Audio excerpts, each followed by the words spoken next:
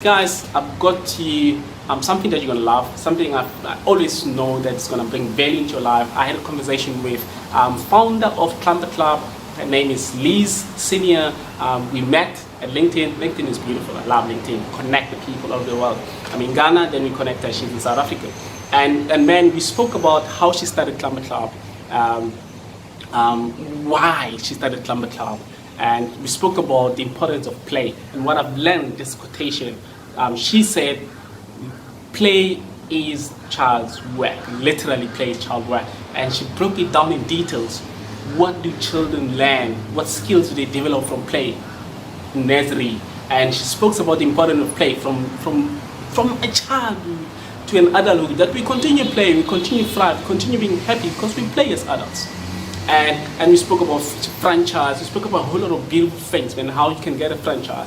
And she spoke about the Clamber Club and the parts that are in Clamber Club, let's say play, infants, and a whole lot of lovely things. Listen to the conversation, you will love it. Welcome to Young and Proud Educators, KKG, and we're back at it.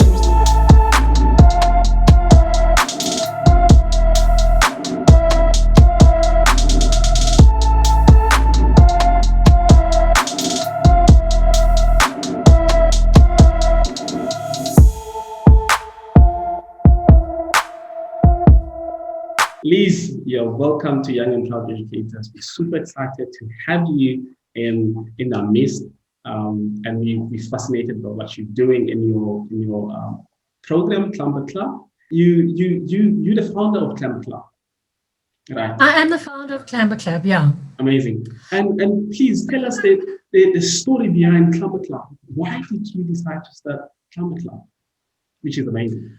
Okay, so I'm an occupational therapist, and so my passion was working with children. And what I found in the therapy that we were getting from coming to therapy was that so many of them were lacking in gross motor development and that their fine motor skills and their ability to learn. And so I started doing more and more research on that, and I started working with groups of remedial children doing motor development, gross motor activities. And I felt this passion in me of this is what my dream is. This is what I'm meant to be doing. Not just bringing this to who've got learning problems, but to almost build a program that will be a developmentally sound program that will help all children for school. And so once I started doing the program, parents started seeing what I was doing in these remedial groups, and they said, can you do my kids' birthday parties, because they loved the equipment. So I took all of this equipment and started doing kids' birthday parties, and that then grew to a really big business of kids' party entertainment with obstacle courses. And then I had my own kids, and I carried on remedial work with these groups of children using the equipment. And of course, when you become passionate about babies, and so then I started developing the baby side of the program, and from there, and then someone saw it and said, please, can I buy a franchise? And I was like, wow, that's fantastic.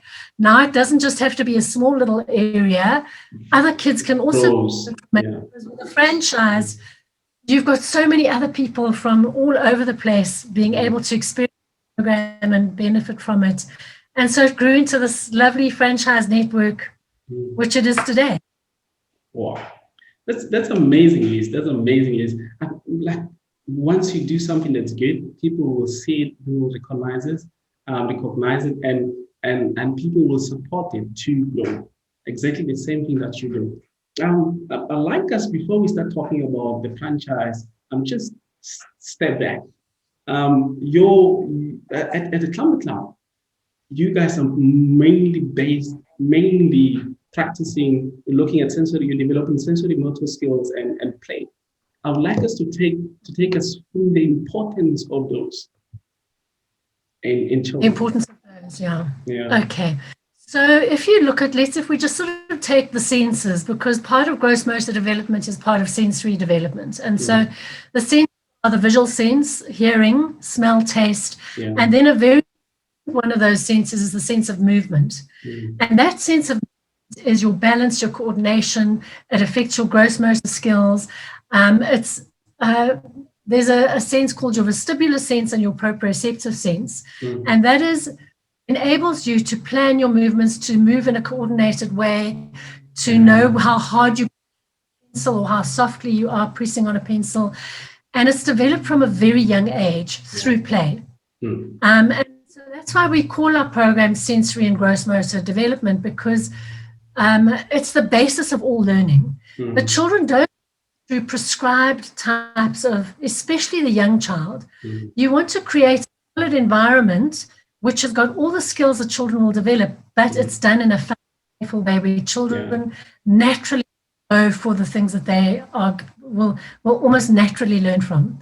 So, and that then includes, as I was saying earlier, so we're looking at sensory and gross motor development, but through a playful environment. And that play is something that develops absolutely everything that a child needs. So play is the work of the child, and within that play and within that work of the things we want children to learn is a number of social skills. Social skills and the ability to connect and communicate with your friends and with your social environment is so critical in any work and learning environment. So children really learn so much through playing with other kids. They learn about fairness, they learn about rules, they learn about compromise, they learn about their own feelings and how they express themselves. And they learn, and that all happens through natural play. What I absolutely love as well is how kids really know how to make the rules, and they stick to rules. That's what society is about, is that we're also all about rules and regulations, and there's certain formats that we have to work in to work as a team. But then play also intellectual capacity, things like problem solving, decision making, measurement, judgment, and it develops also creativity, imagination. And these days, they're saying that everything is happening through computers and the fourth industrial revolution. So what we need to be doing now is, instead of giving kids things to learn by rote or to remember or to study, we should be developing creativity, their imagination, their things that a machine can't do is what play teach.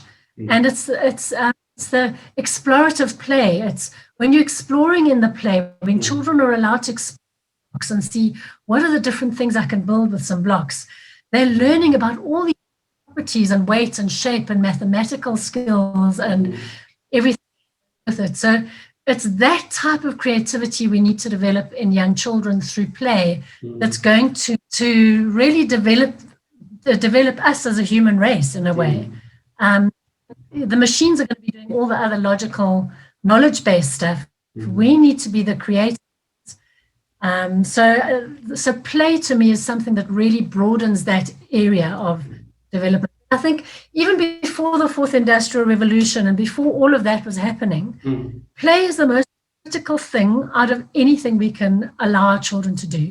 This sitting and rote learning and just memorizing and writing on a paper and doing worksheets, especially in the preschool years, that is also for kids. And they should be physically doing a lot of activity as well. So, a lot of people think that children should be sitting in a classroom, which is one of the big reasons why Clamber Club is there, is that the physical development is what creates all the learning and the foundation for later learning.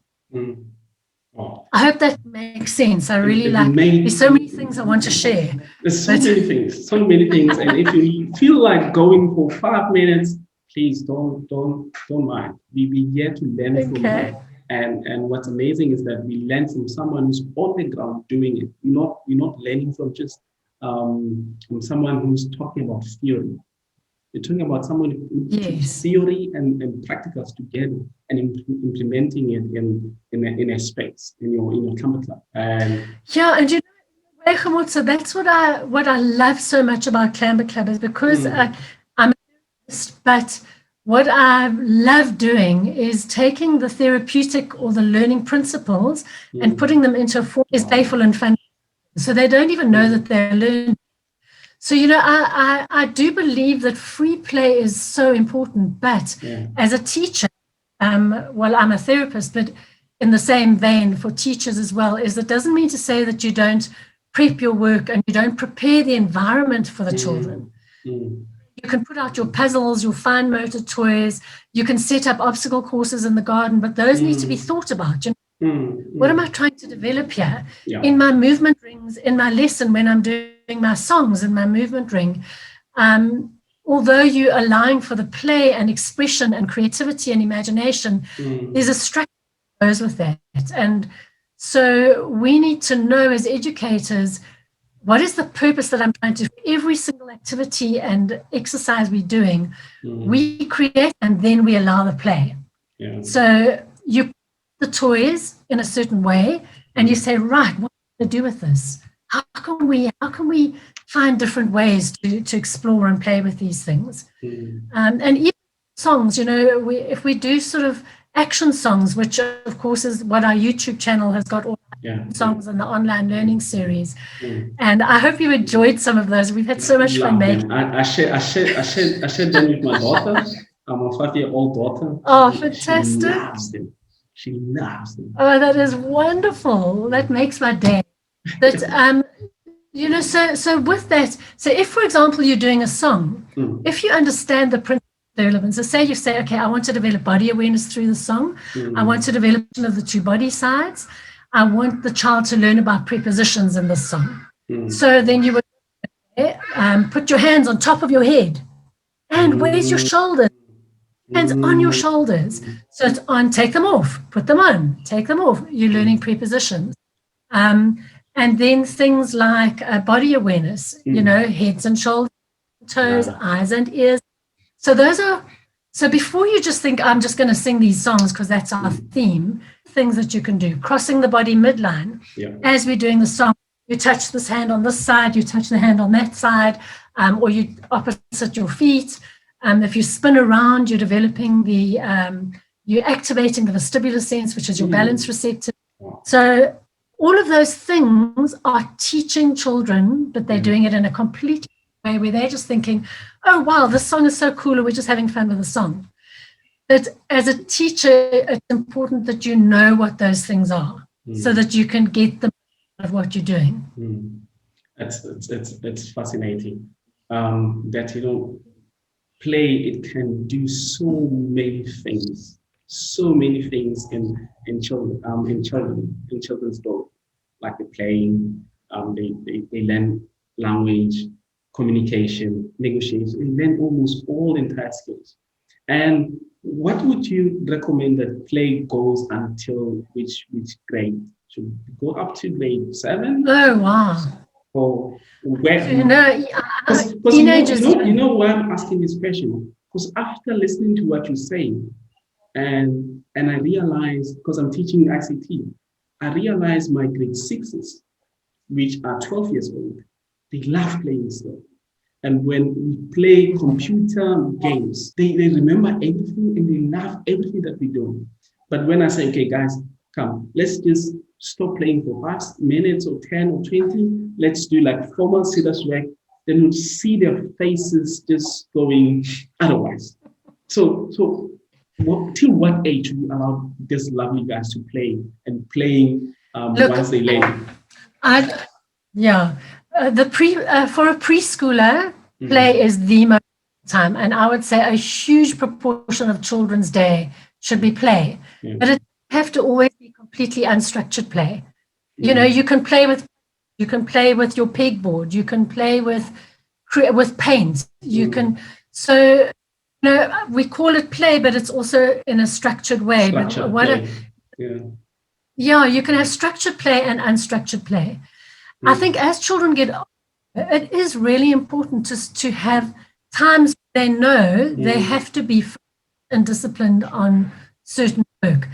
But I believe that the play, I mean, even for us as adults, you know, how much fun it is. It lightens up your life when you play, when you laugh, when you enjoy having fun with your friends, or you're having a good laugh at something, or that creativeness, the creativity develops through the playful side of things, I believe. And so, like you said, it actually is right all the way up into adulthood that we should be allowed to play. And if you've got sort of 4s and grade 6s, there should be breaks in the day where children are allowed to So, you put the structure in place, but you then allow the child to explore and experiment and play with what they're doing. But then at the same time, there are times where it's important to teach self-discipline and to teach focus and concentration. And, we really do have to settle and focus on something. It is important. It might be a problem-solving task.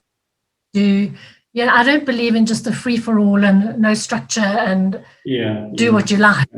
Because that's also where learning's never going to happen. That's true. So there's got to be a balance. And I think as children get older, work becomes more and more intense and life becomes much more serious. But then at the same time, there need to be breaks where children are having fun and you can have a laugh and you can encourage free play. But the play, in a way, it's got to be directed by a teacher who's got emotional intelligence, who can read where is that child going with that, and how do we explore it becomes a learning experience. I don't know if you know what is that Italian, the Reggio Emilia concept, where they are guided by the child. It is such a fantastic concept of learning. And there's a lot of play and creativity that happens in the way they teach, but the kids still know what they're doing, So I think it's the balance, and the older the kids get, the more they've got to be times where you've also got the structure. I hear you. Structure is very important with children. Otherwise, they will just run around the class and do things that we don't want. Oh yeah, absolutely. In this play, I think the most important thing, the most important part in this play kind of structured teaching is the teacher. And absolutely. I would assume, as you mentioned, I would assume that in universities we more theory-based, and when we go to the classroom, I experienced that myself. I start as clueless. I was clueless. I knew nothing. But I spent 4 years at university. I had to start learning from the bottom. But with play, not everybody is aware of it. And I'm wondering how you guys doing it in your school. Are you training your own teachers to understand and to plan properly, to know like when we play this game, we're looking at developing 1 and 2 skills. You guys train your own teachers? Well, so you see, the way Clamber Club works is that it's not actually, we've got one of the sections, so we've got 5 different programs that we run with. And the first one is the baby classes. So it's not really a school where kids come every day of the week. So we run the baby class. Parent comes with the child, and we teach the parents how to stimulate and play with their baby. So each of those areas, we look at the visual sense, the tactile sense, the auditory sense, the sense of movement, and then we also look at motor development. And we use a variety of songs and exercises and games and equipment within that 15 minutes that the parent comes every week. And then we have a toddler program, where again it's like an extramural in a way. And then we have a program which is called Sports for Schools, that goes to schools like an extramural and teaches things that are gross motor lessons with groups of children. Then we've got the party, and then we've got the play school. So in a way, to a day-to-day school that kids come to every day. So it's a different approach because it's for a shorter period. And the majority of our work is really with the baby, toddler, and sports programs. But certain skills that I think build a child and prepare a child for school. So the toddler program, the kids come to the toddler program to prepare them for going to school. So learn a routine. They're with their primary. So if it's the nanny or a mom or dad or granny, and they learn how to sit in a ring and do a song and how to use equipment and just a little routine of the day. I'm just going to have a sip of water. In that way, sorry, excuse me. Sorry. In that way, they're here for shorter periods it's not like a full-on school program. Okay. Yeah. So now I'm going to get back to your question was is how do we train our teachers? Yes, please. They're not all qualified teachers, so it's not like if you're going into a school program. So for people that are passionate about child development, that are interested in, that love helping other people, that want to children, that have an honest spirit but are not sure how to start, that maybe are teachers but need more flexibility in their lives, or therapists. And then they come for a training here where we do a theory developmental training, a practical training, and we teach them step the lessons. And we've got lesson plans that are, you do this, you say this, then you do this, then you do this. So it's a very structured lesson plan, but we encourage creativity at the same time. Yeah, that's awesome. That's awesome. For the fact that you guys are putting the theory and practicals together, it's amazing. And let's get to the exciting part, franchise. How you guys work? Yes.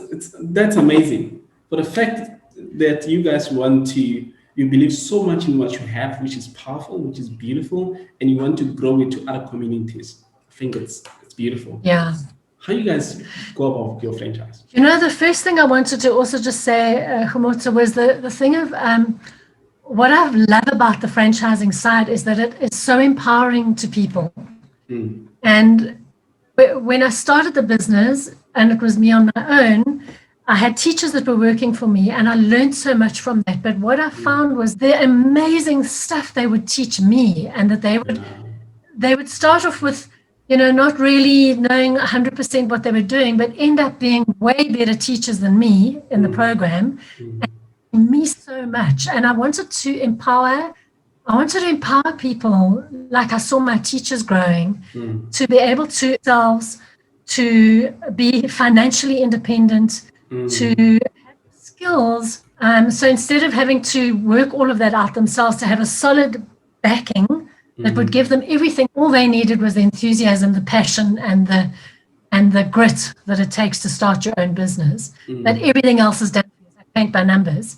And so to me, I wanted to create that empowerment to people. Honestly, to me, it's one of the most rewarding things is that we'll have a franchisee come in.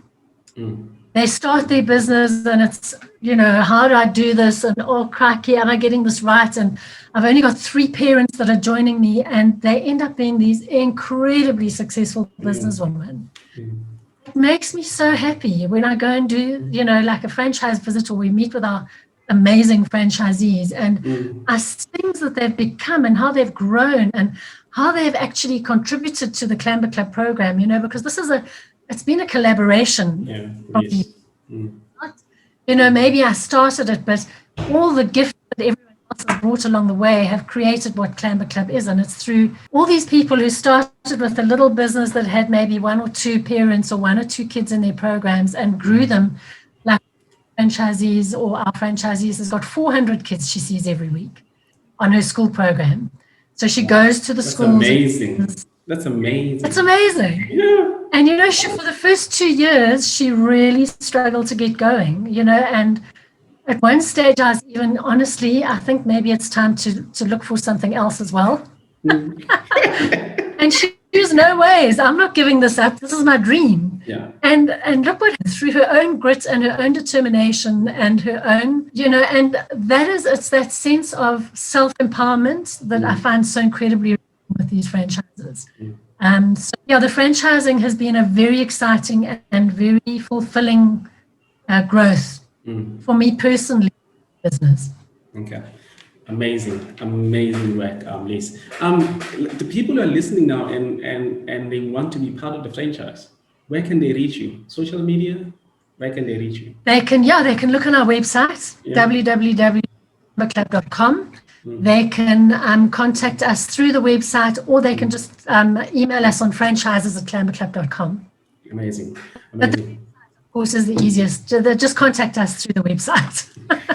Yeah, that's but I'll tell you the other exciting thing. Yes. So I'm just interrupting you here. Okay, so the franchise is exciting, but with lockdown happening, we also started doing online classes. We started developing this program when the classes started opening again.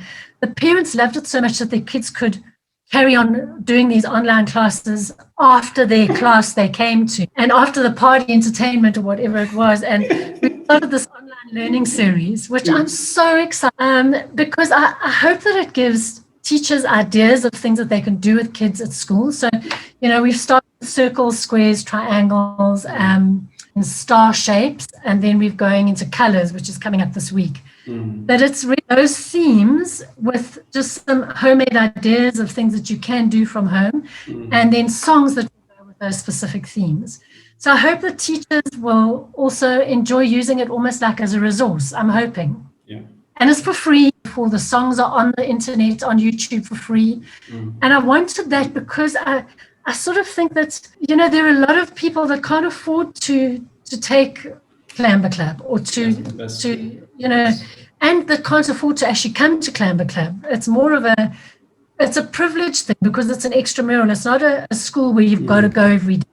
It's something that's an add-on. It's a wonderful thing to have, but if you don't have that income level, it's much more difficult to do these sort of things. And I wanted to bring it to people that could benefit from it without having to pay a cent for it. As you say, the amazing wonders of the internet, that's allowed us to, I really hope I can grow that into something that is useful and beneficial to every single community. Beyond borders of South Africa. Yes, exactly. It's amazing. What you're doing is amazing, and what you said now, it's so powerful. What you want to do is empower other people. You empower other people that want to be in business. You empower children by those videos and lessons that you guys recorded. You empower the parents who don't have access, who don't have enough money to take their children to Clamber Club. So it's a lot of empowerment. Yeah. And I checked your I know you mentioned that you're empowering financially and everything. I checked your team. It's all ladies. It was exciting for me to see. I was so excited because you know what, women empowerment is a very important thing, and we should be placed at the forefront. It is important. That's how I see it personally, and I see that you guys are doing that. So please tell us about. Look, I have to tell you, yes, we do have one male franchisee, and a lot of our party entertainers are guys because they are physically fit and strong to carry all the equipment, and they are amazing with kids. So we wouldn't mind a few male franchisees as well.